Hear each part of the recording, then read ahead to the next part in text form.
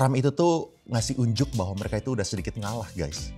Ya dia kayak udah ngasih hint-hint dulu lah bahwa dia tuh udah sedikit angkat tangan. Ini kita baca ya, ini tuh artikel dari Bloomberg dan ini Scott Bessent yang ngomong.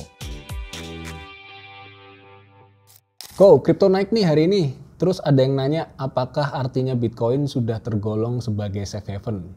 Terus ada juga yang nanya kenapa kok akhir-akhir ini decision seputar tarifnya Trump ke China sudah tidak terlalu mempengaruhi kripto. Ini menarik banget nih pertanyaannya semuanya tentang kripto. Padahal yang kemarin hijau itu bukan cuma kripto doang, tapi saham US hijau, saham Indo hijau, kripto juga hijau. Nanti gue bakal jelasin kenapa market ini per hari ini lah ya itu lagi pada hijau semua. Dan juga gue bakal berusaha menjawab kenapa sih si kripto ini kesannya resilient banget terhadap perang dagang antara China sama US maupun berita-berita yang terjadi di sana lah gitu. Tapi gue mesti mulai dengan ini dulu sih. Ini yang namanya kondisi sekarang itu lagi sangat-sangat volatile. Ya 2 hari lalu itu pada merah, saham US itu merah, instrumen Amerika itu kebanyakan merah kecuali kripto. Dan hari ini yang saham Amerikanya ini hijau, kripto juga hijau gitu kan. Gue bakal jelasin satu persatu. Tapi coba deh minta laptop gue. Oke, sip. Nah, gue jelasin dulu artikel apa yang ngebikin market hari ini tuh hijau semua. Menurut gue, Trump itu tuh ngasih unjuk bahwa mereka itu udah sedikit ngalah, guys. Ya dia kayak udah ngasih hint-hint dulu lah bahwa dia tuh udah sedikit angkat tangan. Ini kita baca ya, ini tuh artikel dari Bloomberg dan ini Scott Bessent yang ngomong. Bessent expects tariff standoff with China to de-escalate, ya kan? Habis itu nih gue bacain lagi nih. US Treasury Secretary Scott Bessent told a closed-door investor summit Tuesday that the tariff standoff with China cannot be sustained by both sides and that the world's 2 largest economies will have to find ways to de-escalate. Terus habis itu lanjut, that de-escalation will come in the very near future. Ini tuh si Scott Bessent loh, treasury-nya sendiri yang ngomong bahwa Amerika itu tuh nggak bisa dan dunia itu tuh nggak bisa sustain kalau misalnya mereka tuh terus melanjutkan tariff war ini. Jadi ini kan sebuah hint yang diberikan, apalagi ada omongan bahwa ini tuh will come in the very near future, ya kan? Jadi ini yang mengakibatkan merah semua. Tapi yang gue harus ngomongin juga ini sih ya, kayak sekali lagi ini tuh cuman berdasarkan berita dan naik turunnya ini sekarang berdasarkan berita, guys. Jadi kita nggak tahu besok tiba-tiba si US bakal ngomong apa, China bakal ngomong apa. Tapi gue pengen lanjut ke ngebahas kenapa sih sekarang Bitcoin itu bisa sampai nyentuh ke angka 90.000. Ya bahkan bisa dibilang Bitcoin itu adalah yang jadi pemenang dari apa yang terjadi dalam 1-2 hari belakang. Nah menurut gue ini nih artikel yang sebenarnya menyebabkan harga Bitcoin itu tuh jadi naik. Ya ini artikel dari Reuters. Ya Trump warns of economic slowdown unless Fed cut rates triggering sell-off. Ini nih. Jadi si Trump itu tuh terus nyerang si Jerome Powell. Ya, bahwa dia nyerang si Jerome Powell soalnya si Jerome Powell itu tuh nggak mau turunin Federal Funds Rate. Ya, ini nih. Who says rates should not be lowered until it is clearer Trump's tariff plans won't lead to a persistent surge in inflation. Jadi si Trump itu bilang kayak gini, there can almost be no inflation, but there can be a slowing of the economy unless Mr. Too Late, a major loser, lowers interest rates now. Trump said in a post on Truth Social. Jadi, gue pengen jelasin ke kalian, dan menurut gue ini penting banget supaya kalian paham kenapa itu sebuah statement yang sangat signifikan. Jadi, yang namanya basis kepercayaan seluruh dunia terhadap instrumen Amerika, bahwa instrumen Amerika itu dilihat sebagai safe haven, adalah kestabilan dan juga prediktabilitas.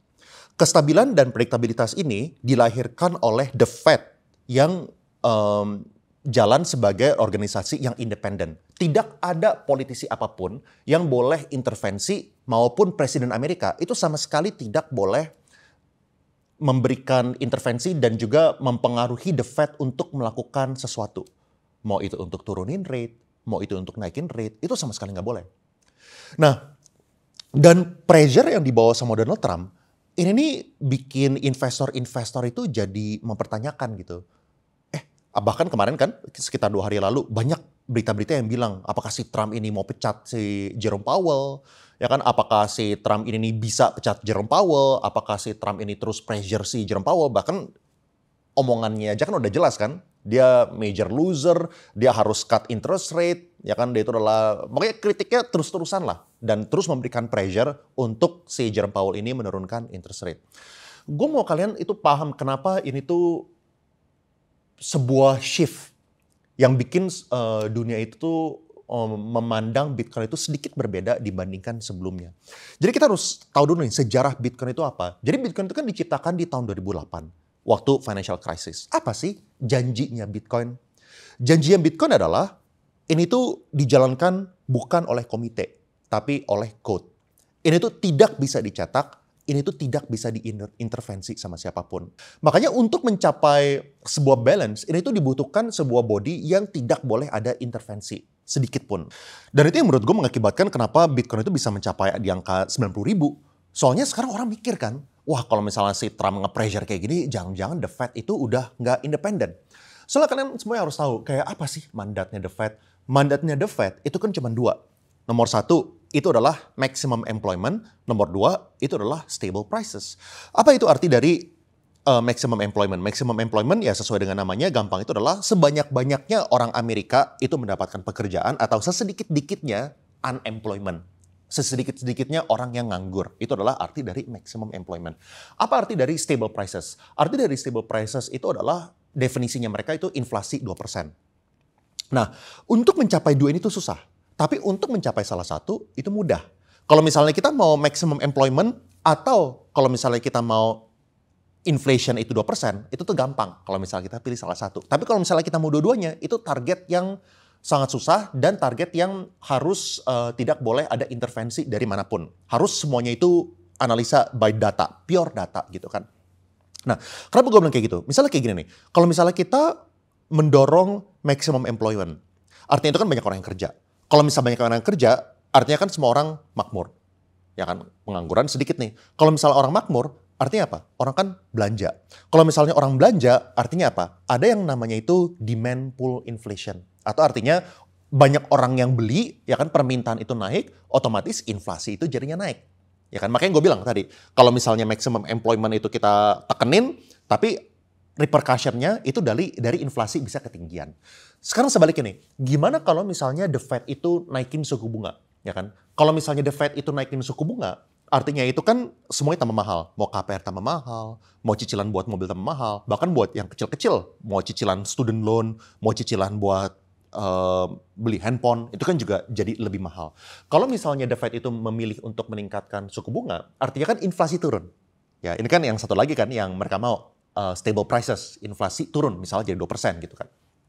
Tapi kalau misalnya The Fed itu bikin tambah mahal dan inflasinya itu turun, yang terjadi adalah kan permintaan untuk barang-barang, untuk handphone, untuk mobil, untuk rumah, untuk kursi, untuk meja, untuk apapun lah. Itu kan jadinya menurun juga. Ya kan gara-gara KPR-nya dibikin mahal, cicilan dibikin mahal. Nah kalau misalnya permintaan untuk barang-barang itu turun, artinya apa? Artinya kan kalau misalnya perusahaannya itu penjualannya lagi slow down, apa yang terjadi?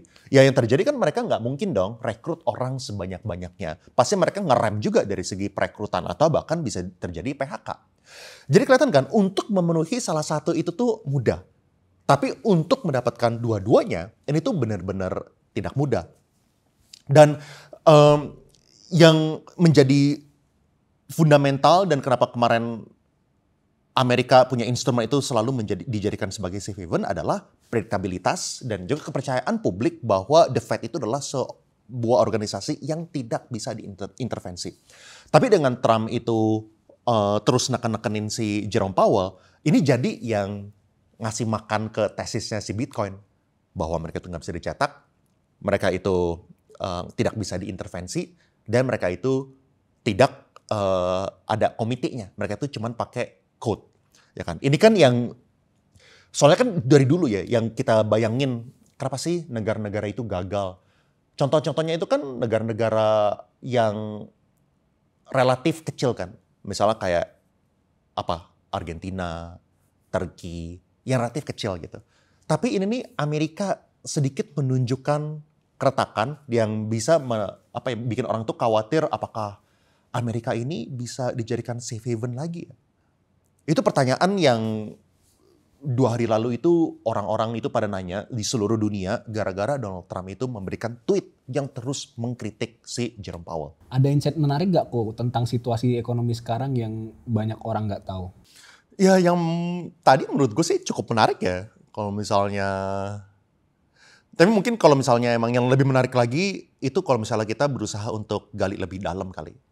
Gali lebih dalam, kenapa sih The Fed itu tuh harus menjadi body yang independen?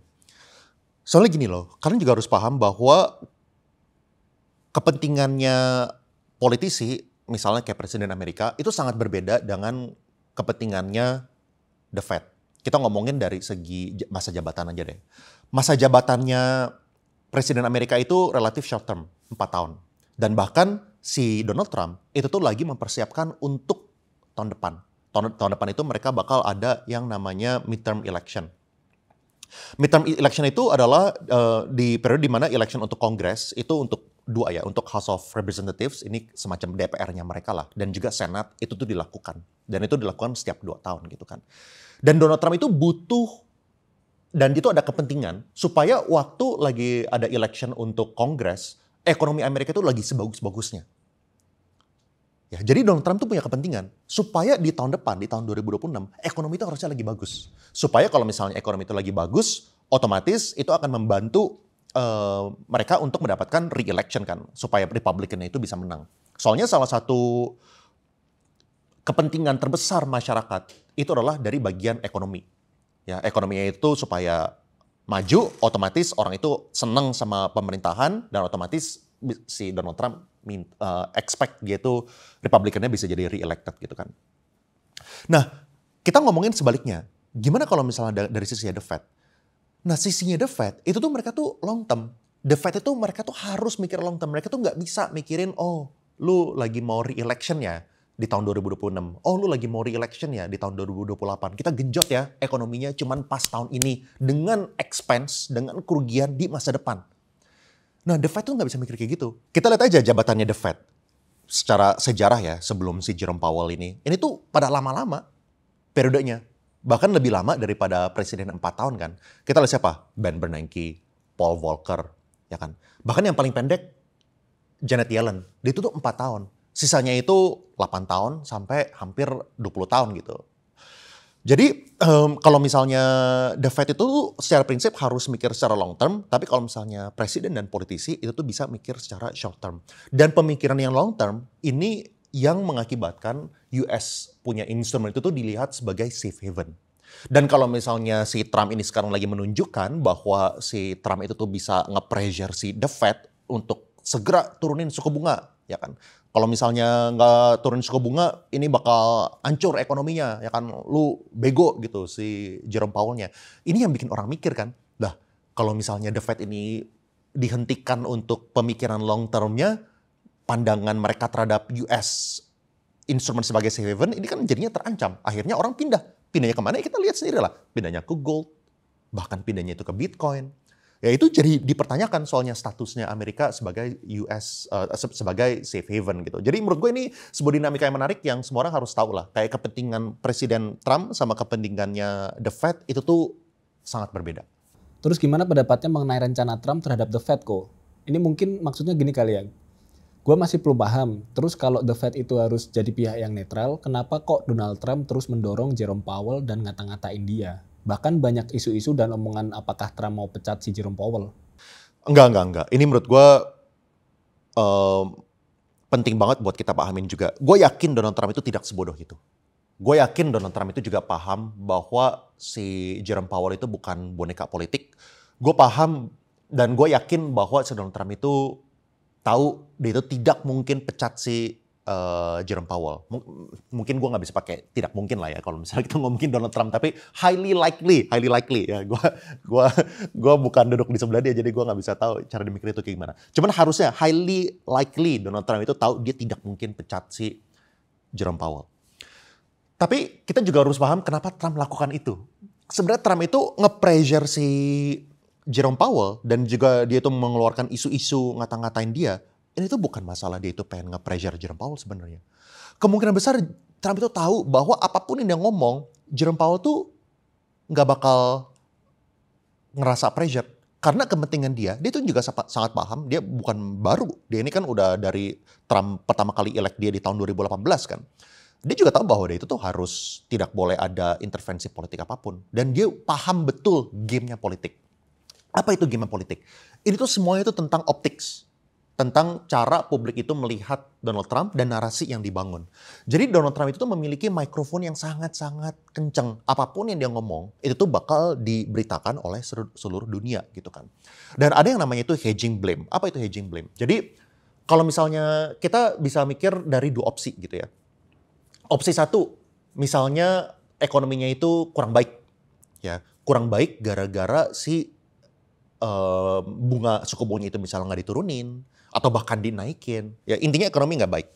Kalau misalnya ekonomi itu tidak baik, sekarang gara-gara Donald Trump tahu si The Fed itu nggak mungkin turunin suku bunga, tapi dia nyalahin si Jerome Powell.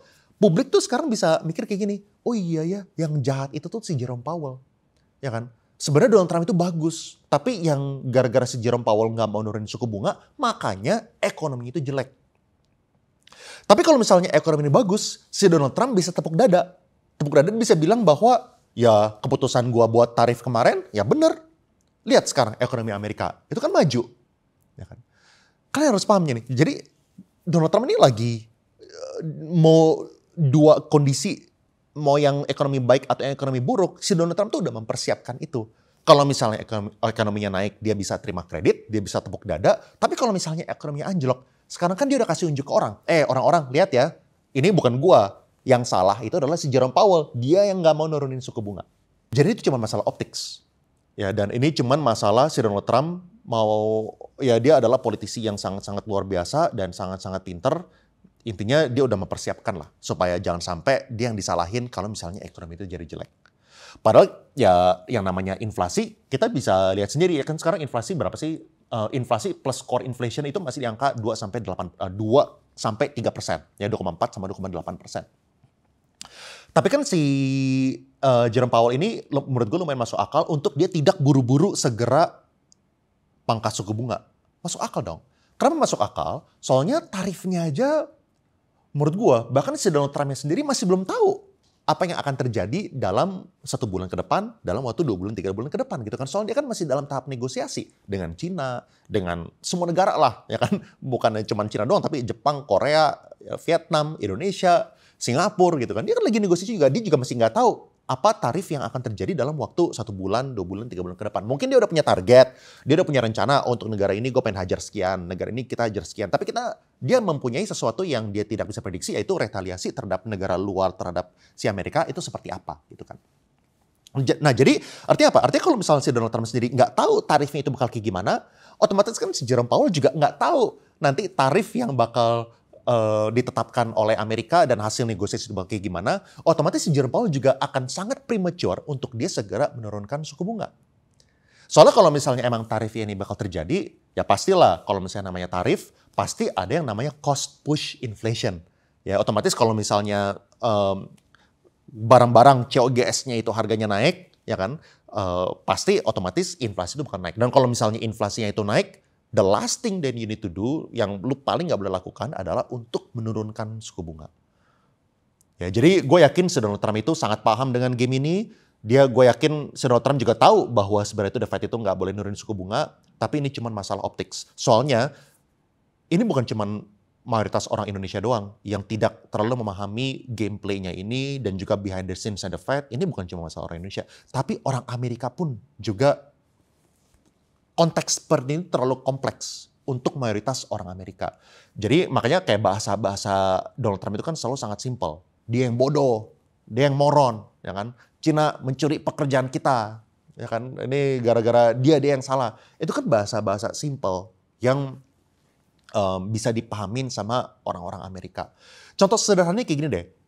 Sebuah narasi itu tuh bisa menginfluence cara satu negara itu berpikir. Ini ada sebuah studi ya, bahwa kan Amerika itu baru mulai mengkritisi Cina itu adalah pihak yang jahat, itu tuh kira-kira mungkin, gue nggak tahu angka persisnya, tapi mungkin sekitar 10 tahun yang lalu lah. Nah cuman lu lihat ya, kalau misalnya ada survei, berapa persen orang yang pikir Cina itu adalah pihak yang gak baik, pihak yang jahat. Ini kalau misalnya survei orang Amerika. Trennya itu tuh sesuai. Jadi kalau misalnya narasi terus dibangun, Cina itu jahat, Cina itu jahat, Cina itu jahat oleh politisinya Amerika, warga-warganya itu bakal berpikir seperti itu juga. Soalnya mereka yang kontrol media kan. Apapun yang si presiden ngomong, itu bakal dipublikasi di seluruh media gitu. Soalnya mikrofonnya presiden itu sangat-sangat kuat. Makanya cuma masalah optics dan cuma masalah hedging blame. Tapi emang bisa ya kok Trump pecat Jerome Powell? Padahal Jerome Powell sendiri kan pernah kasih statement tentang ini kan. Lalu dampak jika Powell dipecat sama Trump tuh apa ya? Enggak lah, gue rasa kalau misalnya kita lihat dari sejarah Amerika ya, sejarah Amerika juga nggak ada satu presiden pun yang pernah pecat si chairnya The Fed gitu. Nggak ada gitu ya. Mau seberapa nggak sukanya si presiden ini terhadap si The Fed, mereka cukup tahu diri untuk menjaga kepercayaan itu dan untuk tidak melakukan intervensi. Dan gue yakin Donald Trump itu juga tahu dan dia juga udah lihat dari contoh-contoh di negara yang lainnya. Negara-negara kecil yang udah ekonominya tuh hancur lebur gara-gara presidennya itu melakukan intervensi terhadap bank sentralnya mereka. Gue kasih 3 contoh aja ya. Nomor 1 itu misalnya Turki. Presiden Erdogan itu tuh mengintervensi bank sentral dan mengganti chairnya sampai 3 kali bahkan. Simply gara-gara bosnya bank sentral mereka tuh nggak mau manut sama permintaannya si Erdogan. Somehow dia itu tuh memiliki konsep ekonomi yang agak bertolak belakang dari apa yang kita semua paham tentang dunia ekonomi gitu ya. Dimana kita tuh percaya kalau misalnya suku bunga itu naik, otomatis seharusnya itu kan inflasi turun. Seharusnya itu berlawan arah. Ya kan? Suku bunga naik, otomatis barang itu jadi mahal, otomatis inflasi itu jadi turun. Tapi dia itu percaya berbeda. Dia itu percayanya kalau misalnya suku bunga itu naik, inflasi itu naik, dan otomatis kalau misalnya suku bunga turun, inflasi itu harusnya turun. Somehow dia percaya kayak gitu. Akhirnya yang terjadi adalah waktu inflasinya di Turki itu di angka 20-30%, bukannya mereka itu naikin suku bunga, mereka malah nurunin suku bunga. Yang terjadi apa? Ya inflasi gila-gilaan sampai 80%. Ya kan, lalu liranya itu sampai anjlok 50%. Otomatis kepercayaan publik itu langsung hancur dan juga ya tabungan orang nggak didiemin ngapa-ngapain, tiba-tiba hilang 50%. Gimana sih perasaan lo? Ya lo pasti pada kabur lah. Ya kan? Trustnya jadi otomatis hilang. Lalu nomor 2, Argentina. Argentina juga sama lah. Mereka itu nekenin bank sentralnya supaya terus cetak duit. Lalu juga terus ngejagain supaya suku bunga itu rendah untuk ngebayarin, yang ngeprint duitnya juga buat ngebayarin defisitnya pemerintah gitu. Ya otomatis apa? Otomatis mereka itu tuh nggak peduli. Yang penting waktu lagi pemilu, ekonominya itu bagus. Tapi yang terjadi apa? Inflasinya itu 200%. Mereka itu gagal bayar si IMF, pesonya itu jatuh, ya otomatis warga-warganya kehilangan kepercayaan terhadap mata uang negaranya sendiri. Lalu yang ketiga, Zimbabwe. Ini di tahun 90-an sampai tahun 2000-an ya, kalian bisa cek sejarahnya. Itu ada yang terjadi hyperinflasi gila-gilaan gara-gara pemerintahnya terus mencetak duit. Ya ini sebuah contoh bahwa kalau misalnya bank sentral itu sampai diintervene dengan kepentingannya politisi, presiden, dan mengatasnamakan ekonomi rakyat ya kan, untuk kemakmuran rakyat, padahal itu sebenarnya untuk kepentingan dia waktu lagi pemilu, ini benar-benar bisa jadi disaster gitu kan. Jadi 3 contoh itu tuh, Turki, Argentina, Zimbabwe. Gue yakin ini udah menjadi contoh klasik saat kita ngasih tahu the don'ts and apa yang negara itu harusnya tidak lakukan, bahwa politisi itu bisa melakukan intervensi terhadap BI ya kan. Ini yang udah jadi contoh klasik. Tapi ya yang terjadi optics dari luar sana adalah, wah Amerika udah kelihatan retaknya nih. Ya kan, bahwa si Donald Trump itu terus nekenin si Jerome Powell dan bahkan sampai ada isu-isu bisa dipecat dan sampai ada isu-isu dia itu tuh ngebodoh-bodohin dia ya kan, bukan isu bahkan itu emang tweetnya dia sendiri kan, dan bahkan sampai nge-pressure dia buat nurunin suku bunga. Itu yang menunjukkan sebuah keretakan. Mungkin bukan sekarang, mungkin bukan detik ini bahwa si Jerome Powell itu tuh bisa di-pressure sama si Donald Trump.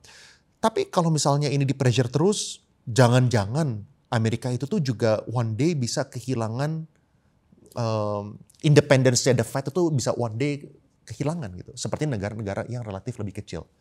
Dan itu jadi yang bikin orang Mikir kan, ya makanya kalau misalnya kayak Bitcoin itu nggak mungkin. Soalnya itu kan berbasis code, ya kan? Nggak bisa labil, nggak bisa hari ini itu kita konsisten, hari itu kita ngejaga kepercayaan, tapi 10 tahun lagi itu berubah. Bitcoin kan nggak bisa seperti itu. Ya, tapi itu yang menurut gue sangat-sangat menarik lah, dan ya menurut gue nggak bisa lah si Jerome Powell itu dipecat atas dasar itu. Kok sekarang kita bahas yang ringan-ringan dikit ya. Ini kan kalau Ken Griffin suka habisin duit buat beli fosil dinosaurus gitu. Nah, Ya. kalau Corleone apa? Oke, tadi kita udah lewat ya yang ngomongin yang berat-berat. Kalau misalnya mungkin gue apa ya? Gue tuh orangnya terlalu nggak terlalu ada permintaan yang aneh-aneh dan yang berat-berat kali ya. Kayak gue nggak gitu suka jam. Ada orang kan yang suka spendingnya jam gitu kan. Gue somehow nggak gitu suka mobil juga. Gue dulu pernah pertama kali gue ketemu sama bro Timothy Ronald. Gue bawa dia keliling di kompleks rumah gue sekitar gitu, naiknya kali ya. Habis itu dia sempet nanya kayak gitu, lu kenapa pakai mobil kayak gini? Dan gue apa ya?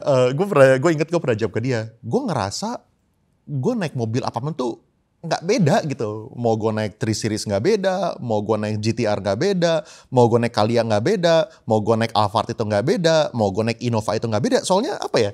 Mungkin sedikit uniknya itu buat gue mobil itu is simply a utility aja for getting from point A to point B. Ya mungkin emang lah kan waktu gue kemarin kasih unjuk gue pakai Calya segala macam, ada banyak orang yang komen gitu, oh tapi safety gimana, keamanan gimana. Ya akhirnya yang terjadi adalah gue kalau misalnya yang jauh harus naik tol, gue biasanya pakai mobil yang lain. Tapi kalau misalnya yang deket ya kan, yang di sekitar rumah gue pakai Calya gitu misalkan. Ya gitu yang gue rubah lah. Tapi secara prinsip gue nggak suka jam, gue nggak suka mobil, gue juga nggak suka party, gue nggak suka minum-minum. Jadi apa ya, gue juga sempet kalau misalnya ditanya kayak gitu ya, ini kalau misalnya gue ngomongin mungkin 10M terakhir gitu ya, gue beli apa. Itu gue inget gue tuh pernah scrolling di Tokopedia ya. Gue pengen beli apa ya buat self reward gitu. Gue scrolling. Mungkin gue udah scrolling sampai 5 kali gitu. Soalnya gue pengen beli sesuatu gitu. Kayaknya asik aja kalau misalnya beli sesuatu. Tapi gue gak pernah beli apa-apa. Gue simply gak beli apa-apa aja. Apa ya, mungkin gara-gara gue itu tuh udah sekarang gue udah di tahap dimana setiap peningkatan income itu tuh udah gak ada dampaknya terhadap kehidupan gue. Tapi bukannya gara-gara gue ngerasa gue kaya banget ya mungkin gue cukup gitu ya. Tapi lebih tepatnya juga gue udah satisfied kali ya dengan apa yang gue punya. Gue sangat satisfied dengan keluarga, anak-anak gue itu sangat akur. Mungkin sedikit kasih ini ya, screen recordnya anak-anak gue di sini. Dan itu yang menurut gue tuh sangat fulfilling. Dan gue sekarang bisa juga by waktu. Ya kan, soalnya gue sekarang udah bikin setup sistem perusahaan in such a way that gue tuh udah gak perlu keluar rumah. Gue tuh ke kantor itu tuh mungkin 2 tahun sekali gitu, ke kantor ya. Rata-rata itu biasanya kalau misalnya gue butuhin tim itu yang datang ke tempat gue. Jadi ke rumah sehingga gue bisa beli waktu gitu. Gue jadinya pagi-pagi bisa istirahat lebih, lalu kalau misalnya malam-malam gue bisa setelah jam kerja gue langsung bisa spend time sama anak-anak. Mungkin kalau misalnya dia ngomongin apa sih spending tergedenya ya spending buat anak-anak kali ya. Kayak mungkin anak-anak gue yang umur 5 sama umur 2, mungkin anak gue waktu umur 4 itu tuh pergi ke luar negerinya itu udah lebih banyak dibandingkan mayoritas orang kali ya. Mungkin di situ gue punya spend banyak duitnya. Ya umur 4 udah pernah ke Amerika, udah pernah ke Singapura, udah pernah ke mana lagi ya? Jepang, habis itu udah ke Bali, segala macam lah. Ya, udah mungkin itu kali ya. Kalau misalnya gue, Ken Griffin itu beli fossil dinosaurus, kalau misalnya gue spend untuk experience bersama keluarga. Terus ada yang kepo nih Ko, apakah Corleone udah mulai ngajarin tentang ekonomi ke anak-anak Koko? Oke. Mungkin yang prinsip gue ya, dunia itu gak ada yang pasti. Dunia itu gak ada yang pasti, dan gue itu tuh gak pernah ngelihat ketenangan hati itu tuh dari berapa duit yang kita punya. Contoh. Misalnya kita punya 100M gitu ya. Gue mendingan punya income itu 500 juta sebulan dibandingkan gue punya 100M. Dan tidak ada income gitu ya. Misalnya jadi pilihannya 2 itu tuh. 100M gak ada income versus bisa nggak punya 100M, banknya itu 0 tapi punya income 500 juta. Gue mendingan yang punya income. Artinya apa? Artinya tuh gue perlu ngajarin ke anak gue untuk tidak tergantung dari apa yang gue bisa warisin, yang gue bisa kasih secara value. Tapi gue tuh butuh anak gue tuh bisa mendapatkan earning power. Dia perlu ada sebuah skill dan dia itu bisa hidup sendiri. Jadi mau apapun yang terjadi di dunia ini, kalau misalnya kekayaan dia itu suatu saat diambil pun, dia itu tuh bisa rebuild kehidupan dia tanpa susah-susah gitu. Itu prinsip yang gue berusaha ajarin ke dia sih. Ya otomatis gue berusaha untuk tidak terlalu bikin dia spoiled lah. Kayak sesimpel misalnya 2 minggu lalu kita lagi main golf. Jadi gue tuh lagi ngajarin anak gue golf dan dia lagi les golf lah dengan coach gitu ya. Dia di bola kita kan ada 100 bola. Dan dia tuh di bola ke 90 tuh dia udah agak malas-malesan. Gitu kan udah setengah-setengah, udah leha-leha, udah pengen duduk, udah nggak mau.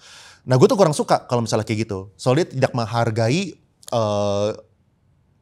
coachnya, tidak menghargai duitnya, dan gue tuh mengajarkan disiplin dari situ. Ya gue ngomong lah sama dia ya, jadi sangat kecewa kalau misalnya kamu tuh emosinya tuh naik turun, sesuka-suka diri, nggak disiplin, itu nggak boleh kayak gitu. Jadi gue ngomongin sama dia kayak gitu. Dan menariknya anak itu sih bisa mendengar dan bisa memahami sih kalau misalnya kita menjelaskan ya, kayak kenapa itu tuh nggak bagus, ya kan, suka-suka diri itu nggak bagus, nggak disiplin itu nggak bagus.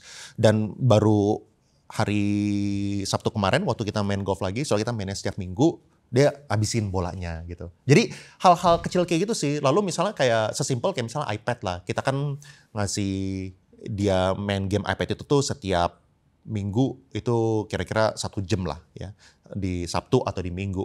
Dan dia tuh suka coba hal yang baru. Jadi dia tuh download misalnya kayak 10 aplikasi ya. Di satu titik tuh gue pernah ada subscription ke mungkin 10 aplikasi gitu ya. Satunya tuh 1 minggu bayar 200.000, satunya bayar 200.000 gitu. Jadi ada 10 aplikasi yang seminggu bayar 200.000 gitu kan. Jadi gue tuh ngajarin dia, gue stop itu menurut gue tuh gak masuk akal. Dia harus ngerti bahwa setiap kali dia download, dia tuh gak boleh cuma download main 1 menit, abis itu berhenti bosan. Download 1 menit itu abis itu bosan. Gue bilang sama dia sekarang, lu download sekali, Derry bakal bayarin mau apapun, ya kan. Tapi you harus main ini selama seminggu. Sama 1 minggu gak boleh ganti gitu ya. Ya minimal gue berusaha ngajarin dia the value of money lah ya. Gue berusaha ngajarin dia supaya dia itu tuh juga punya mental yang disiplin. Dan gue suka kasih tau dia, kalau misalnya, soalnya dia kan sangat-sangat enjoy kalau misalnya kita keluar negeri. Kalau misalnya dia itu lagi di salju, dia itu lagi di Jepang, lagi di Amerika, dia sangat enjoy itu. Dan gue terus kasih tau dia bahwa untuk dia bisa mendapatkan semua itu, dia itu tuh harus menjadi pengusaha. Dia harus jadi, bahasa gue simple buat dia adalah, lu harus jadi big boss. Lu kalau misalnya nggak jadi big boss, lu nggak mungkin bisa ke Amerika seenak jidat mau pergi 2 minggu gitu kan. Lu nggak mungkin bisa, sangat sulit gitu. Jadi ya gue terus ngajarin dia apa sih kriteria supaya dia itu tuh bisa jadi big boss ya kan. Kriteria itu adalah harus disiplin, dia itu juga harus rajin belajar bahasa Mandarin, dia itu harus jadi anak yang menyenangkan, harus bisa bersosialisasi. Ya gue sesimpel itu aja sih, tapi apa ya, ini gue juga anaknya baru umur 2 sama umur 5, bukan yang pengalaman kayak gimana, tapi ini hal-hal yang gue berusaha untuk ngajarin lah. Obligasi Indo gimana ya? FR gitu apakah digunakan buat MBG juga? Masih oke nggak masuk FR? Ya kalau misalnya FR itu kan diterbitin sama pemerintah. Itu kan untuk berbagai program. Ya, itu bukan ditujukan untuk ke satu spesifik program. Mungkin gue belum terlalu pelajarin. Mungkin MBG itu bagian dari programnya. Tapi menurut gue yang namanya FR ini kan di underlying asetnya itu adalah obligasi pemerintah. Dan Indonesia ini hampir tidak pernah gagal bayar. Pernah sekali gagal bayar. Dulu banget waktu zaman-zamannya masih ada kaitannya sama Jepang gitu ya. Deket-deket tahun 50-60an gitu lah. Gue agak lupa gitu ya. Itu pernah sekali. Tapi abis itu kita udah gak pernah. Jadi bisa dibilang bahwa secara instrumen, untuk instrumen di Indonesia, FR dan obligasi pemerintah itu adalah yang teraman. Teraman itu bukan 100% aman loh, ya kan. Bisa nggak gagal bayar? Ya bisa, kalau misalnya Indonesianya itu somehow jadi gila dan jadinya itu ekonominya hancur dan akhirnya nggak mau bayar, ya bisa default. Tapi yang teraman itu, soalnya kalau misalnya pemerintah gagal bayar, semuanya itu udah pasti jauh lebih chaos lagi. Tapi kan yang namanya obligasi pemerintah itu ada beberapa denominasi juga. Lo bisa beli Indon juga, kalau misalnya Indon itu yang obligasi pemerintah Indonesia, tapi pakainya US dollar, ada juga FR, ORI, segala macam lah. Tapi kalau misalnya, apakah gue memiliki obligasi pemerintah saat ini, ya gue punya. Gitu. Soalnya tadi kan kayak nggak ada di dunia ini nggak ada yang 100% aman lah. Lu pegang cash aja itu nggak 100% aman kok. Lu pegang cash aja bisa ada orang yang nyuri gitu di bawah bantal gitu kan. Lu pegang US Treasury aja itu satu dunia. Saat ini US Treasury itu adalah aset yang teraman di dunia. Tapi nggak ada orang yang berani bilang bahwa itu 100% aman juga. Ya kan kalau misal sampai Amerika yang tiba-tiba gila gimana? Ya kan kita tahu lah yang namanya changing world order itu, ekonomi itu naik turun. Negara itu juga bisa naik turun. Walaupun jangka waktunya itu bisa panjang, belum tentu di kehidupannya kita. Tapi itu bisa terjadi. Jadi nggak ada yang 100% aman. Tapi apakah aman atau enggak? Ya itu yang teraman di Indonesia. Pertanyaan terakhir nih kok, kalau Cina mau tambah maju sebagai negara superpower, kenapa kok mata uang yuan itu tetap lemah ya? Ya mereka tetap lemah gara-gara emang itu didesain untuk lemah. Karena mereka punya ekonomi itu salah satu biggest bulk of mereka punya ekonomi itu adalah ekspor. Ya kan mereka adalah negara industri. They are the factory of the world. Ya kan? Jadi kaitannya penguatan yuan terhadap ekonomi mereka itu tuh sangat-sangat tinggi. Dan ini kan juga dipermasalahkan sama Amerika kan. Bahkan si China itu tuh, Amerika itu tuh marah-marah gara-gara si China itu dengan sengaja memanipulasi mata uangnya supaya currency-nya itu murah sehingga negara-negara lain itu tidak bisa compete gitu kan. Jadi ya itu simply gara-gara mereka adalah the factory of the world. Dan supaya mereka bisa terus menjadi kompetitif dan mereka bisa menjaga employment-nya itu tinggi di pabrik-pabrik, di industri-industrinya, ya mereka terus harus jadi yang sangat kompetitif untuk ekspor kemana-mana, otomatis yuannya tetap murah. Mungkin nggak suatu saat yuannya ini dilepas, soalnya saat ini kan yuan ini kan bukan, harganya itu bukan sesuai harga market kan, bukan kayak USD lah, ya kan, yang ditetapkan oleh demand supply. Yuan ini ditetapin oleh Cina-nya sendiri gitu kan. Bisa-bisa aja kalau misalnya emang Cina ini one day udah mau ke tahap mereka kepengen menjadi the world's reserve currency gitu. Kalau misalnya lo kepengen jadi the world's reserve currency, lo tuh nggak bisa dengan cara kayak gini. Dengan cara yang tidak transparan, dengan cara yang menjaga dan mengontrol mata uangnya itu tuh nggak bisa. Tapi ya mereka rasa mereka belum di tahap itu. Sekarang mereka masih pengen ngejaga industrinya.